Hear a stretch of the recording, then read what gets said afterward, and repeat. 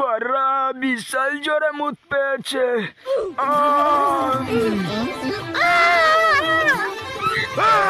তুই এখানে কি করছিস? যা বারা, ছেলে বিচি আটকে গেছে, বাচ্চা। ভালোই লাগছে, হেভি টেস্ট। ও খাবি নে, একটা খা। কেসটা কি হলো? বোকাচোদা সব কেসে বার করে দিচ্ছে কেন? ভাই সরি, ওটা ইঁদুর মারা বিষ ছিল আর তুই খেয়ে নিলি। সরি বোকাচোদা। রাতে ঘুমোয় না বারা আমার, কারণ আমার কাছে টাকা নেই।